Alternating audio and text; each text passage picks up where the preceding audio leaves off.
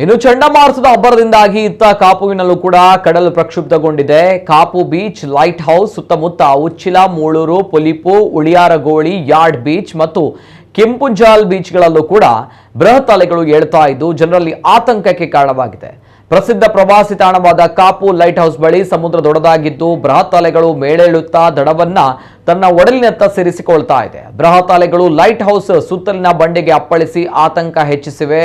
ಕಾಪು ಬೀಚ್ಗೆ ಆಗಮಿಸುವ ಪ್ರವಾಸಿಗರಿಗೆ ಸಮುದ್ರಕ್ಕಿಳಿಯದಂತೆ ಎಚ್ಚರಿಕೆ ಫಲಕಗಳನ್ನು ಅಳವಡಿಸಲಾಗಿದೆ. ಕಾಪು ಪೊಲೀಸ್ ಸಿಬ್ಬಂದಿ, ಗೃಹ ರಕ್ಷಕ ದಳ, ಜೀವರಕ್ಷಕ ದಳದ ಸಿಬ್ಬಂದಿಗಳು ಬೀಚ್ನಲ್ಲಿ ಯಾರೋ ಸಮುದ್ರಕ್ಕೆ ಇಳಿಯದಂತೆ ಯಾವುದೇ ಅವಘಡಗಳು ಸಂಭವಿಸಿದಂತೆ ಮುನ್ನೆಚ್ಚರಿಕೆ ಕ್ರಮವನ್ನು ವಹಿಸಿದ್ದಾರೆ.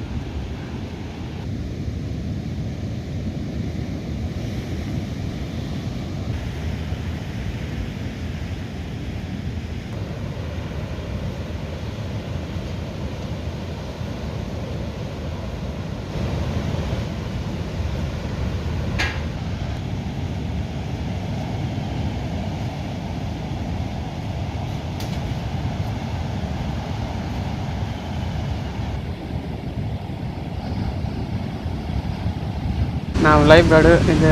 ಬೀಚಿಗೆ ಈಗ ತುಂಬ ದೊಡ್ಡದಾಗಿ ಸಮುದ್ರ, ಚಂಡಮಾರುತ ಅದೆಲ್ಲ ಇದೆ. ಅದಕ್ಕೆಲ್ಲ ಹಗ್ಗ ಎಲ್ಲ ಹಾಕಿರ್ತಿದ್ವಿ ಮತ್ತು ಬೋರ್ಡು ಅದೆಲ್ಲ ಹಾಕಿ, ಮತ್ತು ಈಗ ಜನನ ಯಾರು ಸಹ ನೀರಲ್ಲಿ ಬಿಡಲಿಕ್ಕಿಲ್ಲ. ಅದೆಲ್ಲ ನಮಗೆ ಡಿ ಸಿಯಿಂದ ಆರ್ಡರ್ ಬಂದಿದೆ. ಹಾಗೆ ಯಾರು ಸಹ ಬಿಡಲಿಕ್ಕಿಲ್ಲ, ಹಾಗೆಲ್ಲ ಆಗಿದೆ. ಈಗ ನೀರು ತುಂಬ ಇನ್ನೂ ಮೇಲೆ ಬರ್ತದೆ. ಪೋಸ್ಟರು ಮತ್ತು ಎಲ್ಲ ಹಗ್ಗ ಅದು ಇದು ತುಂಬ ಸಮುದ್ರ ತುಂಬ ಓವರಾಗಿ ಜಾಸ್ತಿ ದೊಡ್ಡದಾಗಿದೆ. ಹಾಗಾಗಿ ಯಾರನ್ನು ಸಹ ನೀರಲ್ಲಿ ಬಿಡಲಿಕ್ಕಿಲ್ಲ ಅಂತ ಇದುಂಟು ನಮಗೆ. ಹಾಗಾಗಿ ಬಿಡಲಿಕ್ಕೆಲ್ಲ ಮಾಡಿದ್ಬಿಟ್ಟಿದೆ, ಅದಕ್ಕೆ ಯಾರನ್ನು ಬಿಡ್ತಿಲ್ಲ. ಹಾಗಾಗಿ ಈಗ ತುಂಬ ಇದಾಗಿದೆ.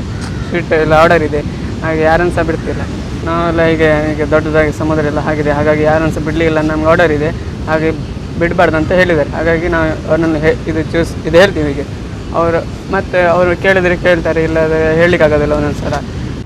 ನಾವು ಇಲ್ಲಿಗೆ ಕಾಪು ಬೀಚ್ಗೆ ಬಂದಿದ್ದೇವೆ. ಇಲ್ಲಿ ತುಂಬ ಡೇಂಜರ್ ಇರೋದ್ರಿಂದ, ನೀರಿನ ರಭಸ ಜಾಸ್ತಿ ಆಗೋದ್ರಿಂದ ನಮಗೆ ಈಗ ನೀರಿಗೆ ಇಳಿಯುವಾಗಿಲ್ಲ. ಈಗ ಟೂರಿಸ್ಟ್ನವರೆಲ್ಲ ಬರ್ತಾರೆ, ಅವರು ಕೂಡ ಇಳಿಯೋದಾಗೆ ಜಾಗೃತಿ ಮಾಡ್ತಿದ್ದಾರೆ. ಅಂದರೆ ಇಲ್ಲೆಲ್ಲ ಹಗ್ಗ ಕಟ್ಟಿದ್ದಾರೆ, ಇಲ್ಲೆಲ್ಲ ಬೋರ್ಡ್ ಹಾಕಿದ್ದಾರೆ ಇಳಿಬಾರ್ದು ಅಂತ. ಬಂದವರೆಲ್ಲ ಬರ್ಬೋದು, ಆದರೆ ನೀರಿಗೆ ಇಳಿಯುವಾಗಿಲ್ಲ. ಬಂದು ಇಲ್ಲೆಲ್ಲ ಸೀಟೆಲ್ಲ ಉಂಟು, ಅಲ್ಲಿ ಕೂತ್ಕೊಳ್ಬೋದು, ಲೈಟ್ ಹೌಸ್ಗೆ ಹೋಗ್ಬೋದು ಅಷ್ಟೇ. ಇಲ್ಲಿ ನಾವು ನೀರಿಗೆ ಇಳಿಯುವ ಹಾಗೇನೇ ಇಲ್ಲ, ರಫ್ ಇದೆ ತುಂಬ. ನೀರಿನ ಅಲೆಗಳು ನೋಡ್ಬೋದು, ತುಂಬ ಮೇಲೆಗೆ ಬರ್ತುಂಟು.